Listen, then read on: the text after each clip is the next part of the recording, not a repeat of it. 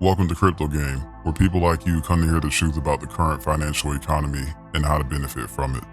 In today's topic, we have billionaire businessman and investor Mark Cuban giving his take on Bitcoin and Ethereum, and why he feels they are both still valuable coins to own today.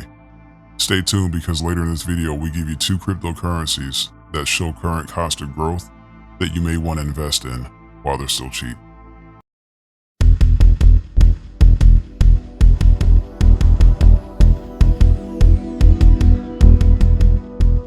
In a recent interview, Mark Cuban discusses his thoughts on why he thinks Bitcoin and Ethereum are still valuable assets regardless of what's going on in the current economy.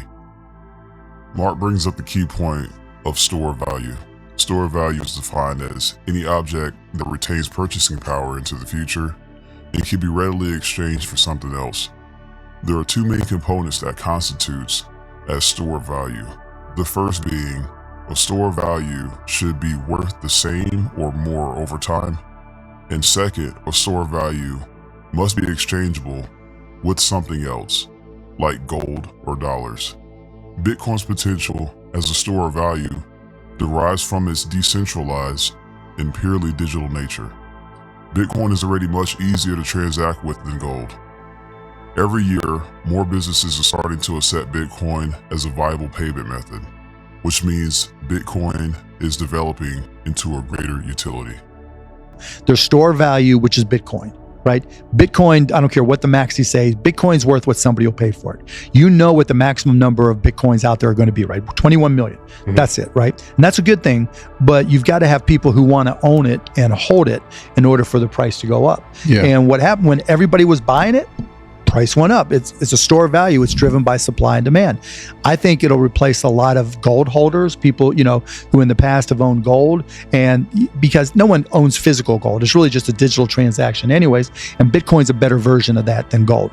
Mark then goes into his favorite cryptocurrency, Ethereum. Mark favors Ethereum because it's considered a utility.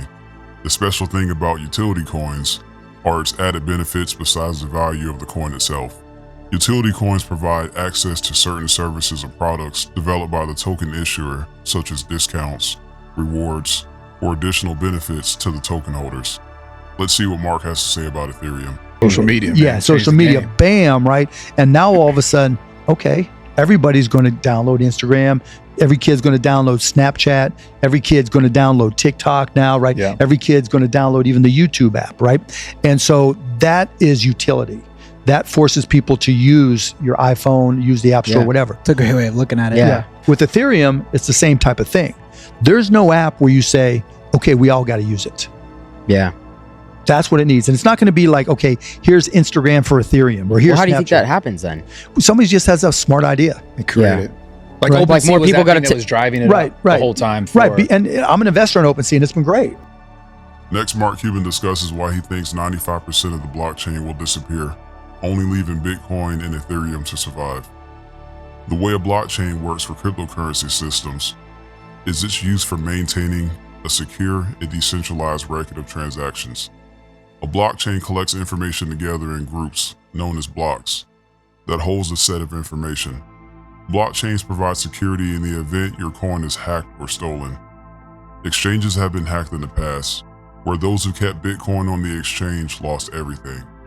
While the hacker may be entirely anonymous, the Bitcoin that they extracted are easily traceable. If the Bitcoin stolen in some of these hacks were to be moved or spent somewhere, it would be known due to its blockchain information. Mark discusses his view on blockchains.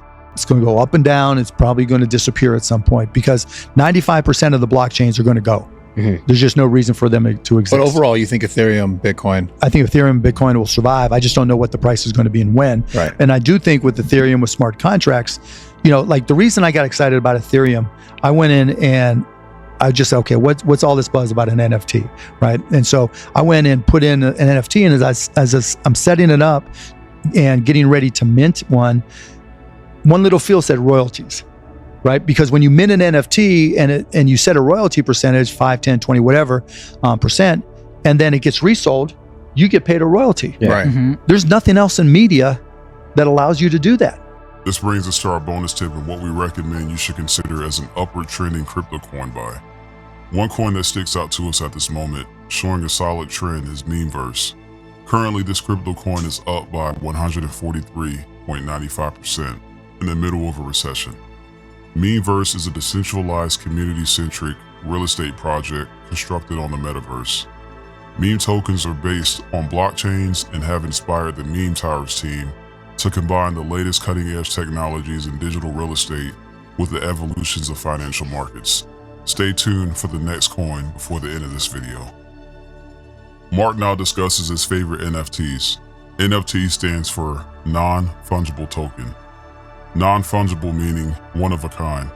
At a very high level, most NFTs are part of the Ethereum blockchain. Much of the current market for NFTs is centered around collectibles, such as digital artwork, sports cards, and rarities. By enabling digital representations of physical assets, NFTs are a step forward in the renovation of modern financial systems. But I'll spend $10, $20, $50 on an NFT if I think it's good. And if you want to check them out, I actually created a little company. I had somebody come in and code called lazy.com.